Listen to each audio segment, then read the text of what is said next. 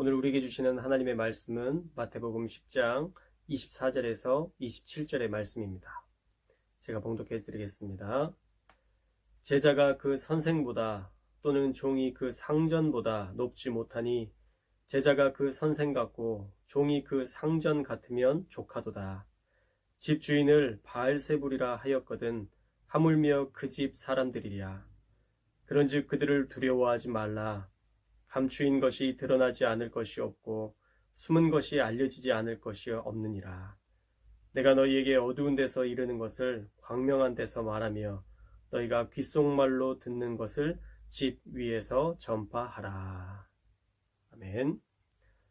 오늘은 진리는 감춘다고 감춰지지 않고 숨긴다고 숨겨지지 않는다 라는 제목의 말씀을 나누고자 합니다.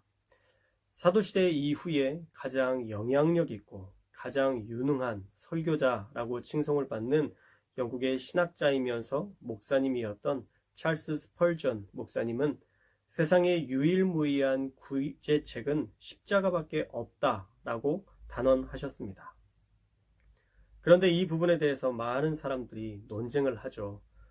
왜 예수 그리스도를 통해서만 구원이 가능한가?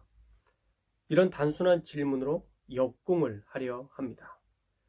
우리가 잘 아는 것처럼 복음의 진리, 예수님의 죽으심과 부활로 우리의 모든 죄값을 하나님이신 예수님이 친히 내려오셔서 인간의 죄의 값을 다 치르셨다는 이 진리가 가장 논리적인 죄의 문제를 해결하는 설명이고 사랑에 근거한 변증이며 그보다 초월적인 구원에 대한 설명을 그 어디에서도 찾아볼 수 없다는 것 우리는 잘 알고 있습니다.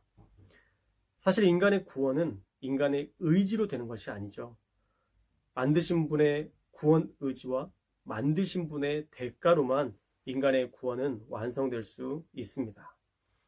그래서 예수 그리스도, 그분의 희생과 그분의 사랑만이 우리를 사망의 늪에서 소망의 숲으로 들어가게 할 수 있습니다. 즉 지옥에서 천국으로 우리의 시민권이 옮겨질 수 있다는 것이죠. 이런 위대한 일이 바로 전도입니다. 전도는 교회의 부흥을 위한 수단이 아니고 전도는 내 은사를 자랑하기 위함도 아닙니다. 전도의 궁극적인 목적은 단 하나, 예수 그리스도의 복음을 전하는 그 이상도 그 이하도 되어서는 안 됩니다. 오늘 말씀에 보면 예수님은 그 위대한 전도의 사명을 제자들에게 알려주고 계십니다. 그러면서 전도에는 반드시 핍박이 있음을 말씀하십니다. 그런데 왜 예수님이 기뻐하시는 사명, 전도를 하는데 이런 핍박이 있을 수밖에 없을까? 조금 궁금하기도 하실 거예요. 왜 하나님이 기뻐하시는 일을 하는데 우리가 어려움을 당할까? 결론을 말씀드리면요, 사단의 공격이 겸하여 오기 때문입니다.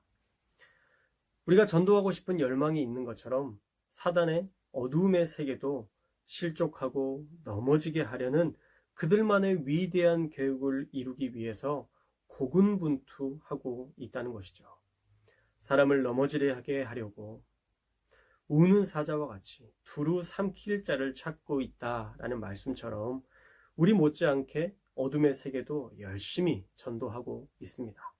물론 우리와는 방향성이 완전히 다르죠. 우리는 천국으로, 그들은 지옥으로 인도하는 길이 완전히 다르기 때문입니다. 그래서 전도를 시작하면 핍박도 시작이 됩니다. 그러나 분명한 것은요, 핍박과 더불어 하나님의 권능이 동시에 역사하기에 마침내 승리는 누구에게 있다? 바로 전도하는 자에게 있다라는 것입니다. 할렐루야. 우리가 이 사실을 분명히 알아야 됩니다. 그리스도인은 핍박 중에서도 마침내 승리한다. 그리고 예수님도 그 고난 당하셨다라는 것을 늘 인지하며 살아야 되는 것이죠. 예수님도 핍박 당하셨습니다. 그래서 너희가 당하는 것 당연히 여겨라 라고 오늘 본문에서도 말씀하시죠. 오늘 본문 24절과 25절 말씀에 보면요, 제자가 그 선생보다 종이 그 상전보다 높지 못하니 제자가 그 선생 같고 종이 그 상전 같으면 족하도다 라고 예수님이 말씀하십니다. 이 말씀은 선생과 상전은 예수님을, 제자와 종은 제자들을 가리키는 말씀인데, 예수님도 핍박당했는데 너희가 예수님처럼 핍박을 당한다고 해도 그 고난에 동참하는 것 만족해라 라는 말씀입니다. 선생과 주인이 핍박당하는데 제자와 종 당연히 핍박당하지 않겠느냐라는 말씀이시죠. 예수님은 어떤 핍박을 당하셨나요? 제일 수치스러웠던 핍박을 예수님이 아마 언급하신 것 같은데 25절 말씀에 보면 그 집 주인을 바알세불이라고 하였거든 하물며 그 집 사람들이랴 라고 말씀하시죠.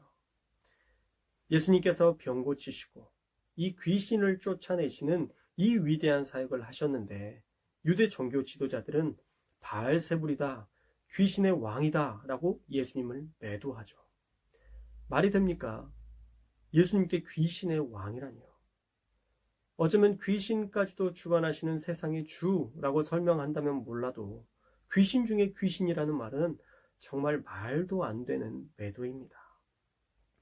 예수님은 그런 핍박을, 모욕을 당하셨습니다. 그래서 예수님께서 나도 그런 핍박을 당했으니 너희들도 핍박 당하는 것 당연히 여겨라 라고 말씀하시면서 고난을 견뎌라 말씀하십니다. 사실 전도인의 삶은 어쩔 수 없이 이 고난과 축복이 동전의 양면성처럼 함께 갈 수밖에 없는 것입니다. 전도인은 축복과 고난을 겸하여 봤지만 그러나 반드시 하나님의 권능이 우리에게 있기에 축복이 훨씬 더 많은 비중을 차지하는 축복의 자리에 있다는 것을 우리는 꼭 명심해야 됩니다.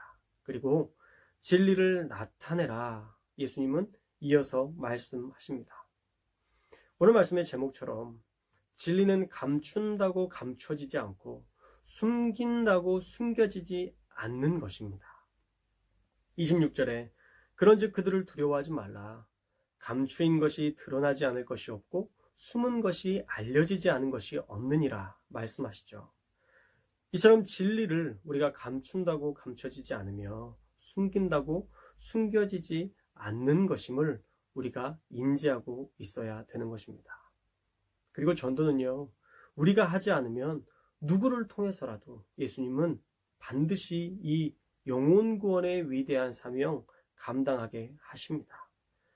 이란과 같이 복음을 전할 수 없는 나라에는 예수님께서 직접 각자의 사람들에게 꿈에 나타나셔서 각각의 사람들에게 어디에 모여라 라고 말씀하시고 그들이 모여서 교회를 세우게 되었다라는 간증도 듣게 되었습니다. 우리가 하지 않으면요, 예수님이 직접 나서셔서 예수님이 복음을 전하신다라는 것이죠. 그런데 이제 예수님이 나서지 않으셔도 우리가 해야 할 사명 아니겠습니까? 언제까지 예수님이 그 복음을 위해 인간들에게 나타나셔야 되겠습니까? 이 전도의 사명은 이제 우리가 해야 할 일인 줄 믿습니다. 마지막으로 27절에 보면 예수님은 그 십자가에서 그 위대한 사명을 이루시기 위해 그 때를 기다리시면서 숨어서 어두운 데서 말씀하셨지만 예수님의 죽으심과 부활 후에는 들었던 진리를 집 위에서 공공연히 전파해야 된다라는 전도의 방법을 알려주십니다. 그러니 우리도 집 위에서 많은 사람들에게 그 복음을 당당하게 전해야 될 줄 믿습니다. 말씀을 맺겠습니다. 전도자는 반드시 하나님의 권능으로 축복을 받습니다. 그러나 또 사단의 공격으로 잠시 고난을 당할 수도 있습니다. 그런데 그 고난 예수님은 좋게 여기라 말씀하시면서 진리는 감춘다고 감춰지지 않고 숨긴다고 숨겨지지 않으니 어디에서든 드러내며 복음을 전하라 명령하십니다. 교회 다니는 것이 부끄러워진 시대가 된 것은 사실 사람들의 어리석음 때문입니다. 교회가 분별하지 못함 때문이었죠. 그러나 예수님이 디자인하신 교회는 절대 부끄러운 곳이 아닙니다. 교회의 본질은요, 이 위대한 진리를 전하는 것이고 지옥 백성이 하나님의 백성으로 시민권을 변경할 세상에 있는 유일한 통로의 역할을 감당하라고 세워주신 것입니다. 그런데 우리가 복음을 전하지 않으면 어떻게 되겠습니까? 마태복음 10장 33절의 말씀, 우리가 가볍게 여겨서는 안 될 것입니다. 마태복음 10장 33절 말씀에 보면 누구든지 사람 앞에서 나를 부인하면 나도 하늘에 계신 내 아버지 앞에서 그를 부인하리라 말씀하십니다. 우리의 신앙을 부인하면 예수님도 하나님 앞에서 그 사람을 알지 못한다고 부인할 것이라 단호히 말씀하십니다. 그래서 지금같이 어려운 시대에도 우리는 명백히 나는 그리스도인이다 라고 고백할 수 있어야 되는 것입니다. 우리의 신앙을 예배로 증명해야 하고 전도로 증명해야 되는 것입니다. 사랑하는 여러분, 우리 교회가 이런 복음의 기초 아래 하나님의 권능을 가지고 핍박을 받지만 승리할 것을 소망하며 진리를 드러내는 우리 모든 성도님들이 되시기를 주님의 이름으로 축원합니다. 진리는 감춘다고 감춰지지 않고 숨긴다고 숨겨질 수 없습니다.